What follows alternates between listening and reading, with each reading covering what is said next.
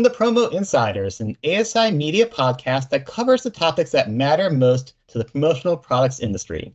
I'm CJ Mitica, and in this episode, I'm chatting with Rose Saro, the VP of Sales for Promo Direct and our ASI Media Distributor Salesperson of the Year. Rose, congratulations. This is very well deserved. How does it feel?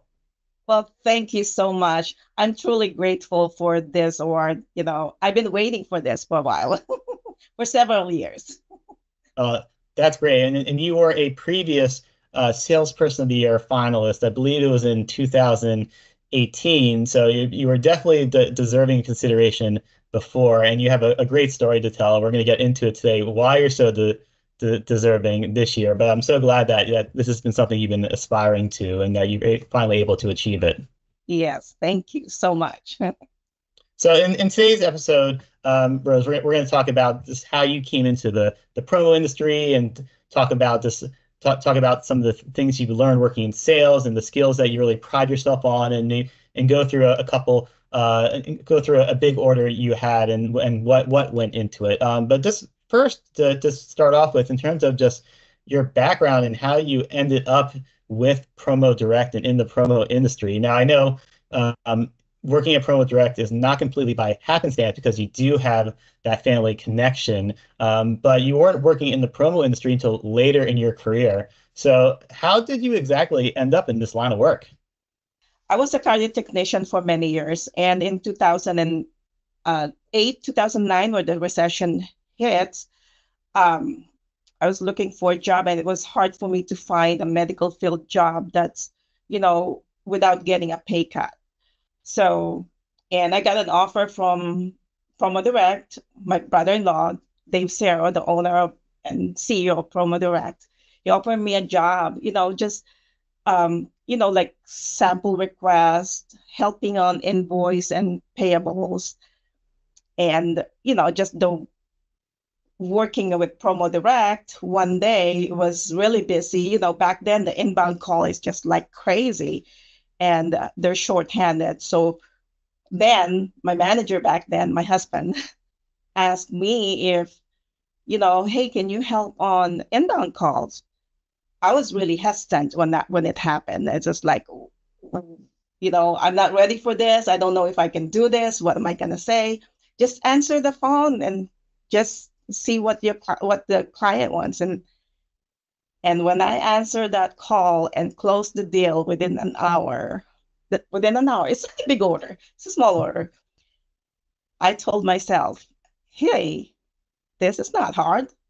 I can be good at this. So that's when it's all started. Just one order, and I closed it, and I said, I can do this. That's fantastic. And so what led you to finding that success in sales initially? You hadn't worked in sales before, but what about your previous jobs, your life experiences? What enabled you to find that success early on?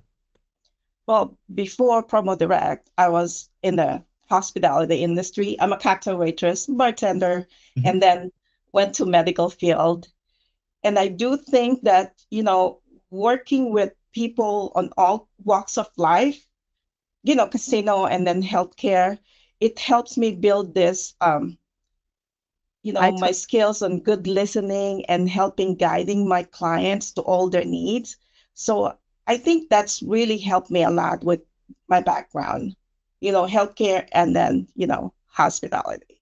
So it's Fan- really a lot on that one. Fantastic. Now, I don't want to throw your husband under the bus here. However, did he believe that you would succeed in sales? No, he was so, it's just like him and Dave is just like, he was just like, I don't think, when they're talking, I don't think Rose can be in sales. I don't think she can do it. You know, and then Dave said that, oh, I think you can do it. And so Dave is actually was the one who said that, I can be, I should be in sales. Yeah. And so, but my husband, no. But until now, he's still kind of shocked how I'm doing. Well, now you have the official title, Distributor Salesperson of the Year. You can finally prove to him that you can do it. That's what I said to him like a couple days ago. So now do you believe with me? Yeah. That's great. I spoke with Dave, and he had wonderful things to say about you, and sort of your best qualities and what impressed him the most about you early on. And one of the things that you and I talked about when we spoke last month is that about listening, that you really pride yourself on listening to your customers. And is that something that came natural to you, especially in this role, or is that something you sort of had to learn as you became more embedded in as being a salesperson?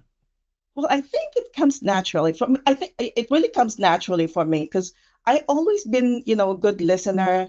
And in this industry, I think that's the one key factors to be good on what you're doing and to be successful on this industry.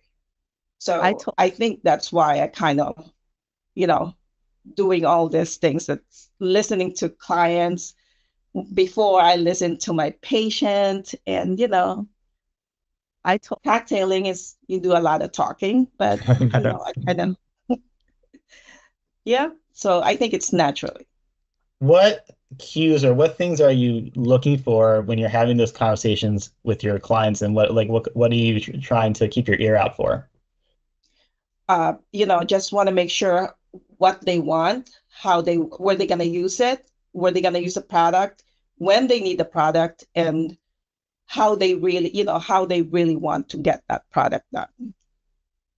Okay, great. Now, as I mentioned, you were a distributor salesperson of the year finalist for us previously a few years ago, and you're having great success.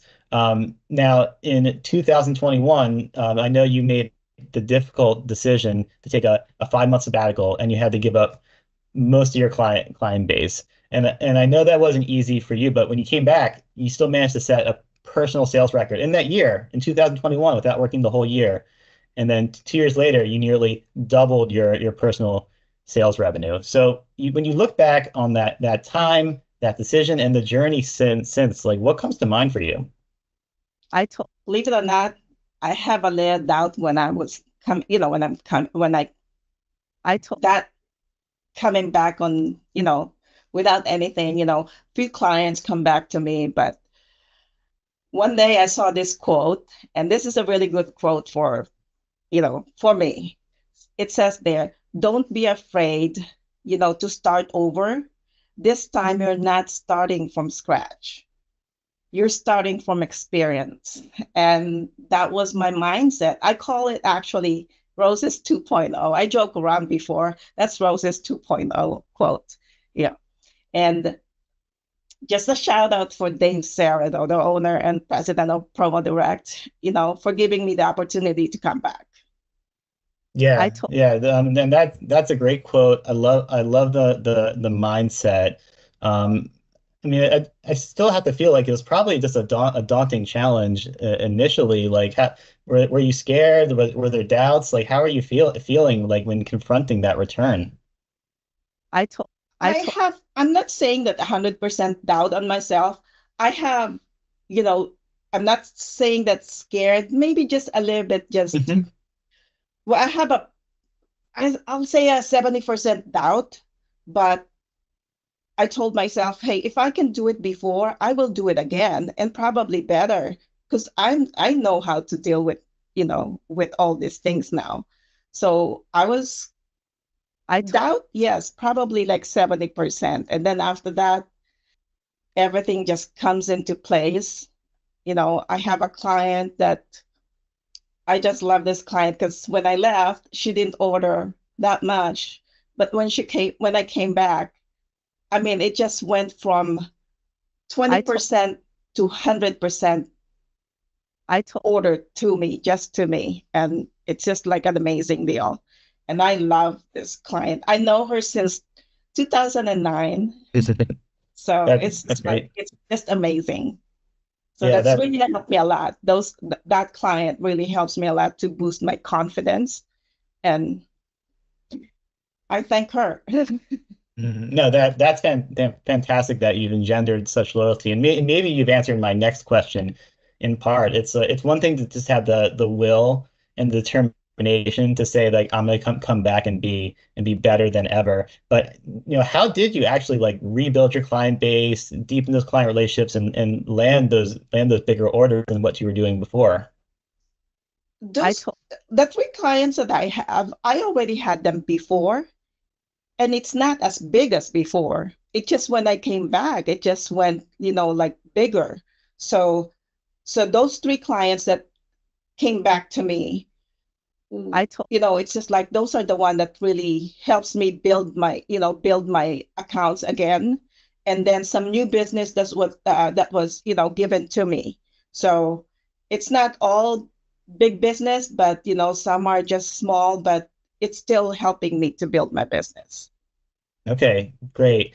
Again, I love that quote about you're not rebuilding from scratch or restarting from scratch or restarting from the experience. But I'm curious, like, what have you learned in the past couple years that you feel you didn't know before you took this break? That's a really good question. I'm not gonna say I know it all, but I just I love to listen to sales people out there. I love to listen to podcasts, sales training. I read all this, like books. Sometimes it's, that I know how to deal with it already, but maybe just learn from that, learn from somebody else. It helps me build you know, my sales knowledge to how to deal with clients and everything. And I do think just listening and watching videos on sales really helps me a lot. It does. That's great. I'm a huge proponent of the always learning mindset. If we never stop learning, we never stop growing. So I love to hear those words from you. Yes, I do. I love those videos. I just, sometimes late at night, will be, my husband's gonna tell me, "What are you doing?" He's just like, "Hey, I get some ideas. Look." That's fantastic. So I know last year you sold your first $1 million order. So Yes, that's yes. that's a great achievement, a fantastic achievement. Those things don't just fall out of the sky. I also know it was very, very complex. A lot of fulfillment, hundreds of different locations. So tell me, first of all, how did you land this order in the first place? The order is actually, it was the 2023 orders was a little easier to close that deal. It takes about a couple months of planning and everything. And this is the third largest order from this client. And, in 2021, they started with 400,000. And then in 2022, they gave me, $770,000 order. So the 2023, they just, I think I built their trust and everything. So Yeah. they landed me that, $1 million+ order. And it wasn't easy. The fulfillment, closing the deal is for me, Dan thinks, but it's easy, but it's not that easy. The nerve-wracking one is just when we start having the fulfillment here, all this big truck, oh my God, pallets all over on our warehouse. So that's a little nerve-wracking for me. With the help of operation team, Amanda, Sarro, she's our operation manager, my daughter. So she really helps me a lot on that part of the fulfillment. We shipped over 8,000 packages with more than 3 million items and going to 400 plus location. And the entire order was almost perfect with only 6 lost packages. And Wow. that was easy to replace because we kept a ton over here, so we just send it out. But that was just like I was like amazed. Wow, it's only 6 packages, and before it was just like 20 or 30, but this time it was like wow. So we did a good job. Operation team did a good job. That's great. So what's your role in this in terms of the execution? Because I imagine it's not just okay, I landed the order, here you go, and you wa wash your hands of it. I assume you're involved. So what are your responsibilities on the execution No, phase? I have to make sure that the product, the shipments are here. Make sure the products are good. Even though it's a reorder, I still want to see the product. I'll make sure that's the correct product and the shipment has to be, I have this a large Excel file that I have to make sure check in each individual to make sure that the tracking are on time and everything, and then send that to my client. That so it's not just once it's done deal. No, and then when it comes to the accounting and everything, I still need to deal with my clients. So there's still a lot of things. It's not just closing the deal. Once you close the deal, you're done. No, it's just like it's from the beginning to the end until they receive that product. Got it. Yeah, I know it's a lot of work, but I assume the payoff is worth it in the end. It's worth it. That's great. So looking at this year, Rose, what are your goals? What are you hoping to accomplish? Well, my goal for this year is be over 4 million again, over 4 million. So that's Hmm. my, and then just continue a good relationship with my clients. And for my next level, in the future would be, to mentor or coach other salespeople out there. Okay, that's fantastic. And I love that sentiment because if we don't give back to the next generation, then who's going to carry the torch? So I love that idea. Thank you. And actually, so in that vein, and just the final question that I want to ask is, what kind of advice do you have for other salespeople who might be listening or watching this? Well, my advice for adult sales rep out there is, sales is not just about selling. Sales is guiding and helping our clients make the best possible decisions for their promotional products or marketing needs. And treat your clients how you want to be treated. And always, always listen to what they want and be realistic with what you can and cannot do. And I also believe you improve on all your skills. I listen to, like what I said, I listen to hours of podcasts and, watch sales training videos. Check out Brian Burns. I love this guy. He's a true guy, true salesperson. I always listen to him.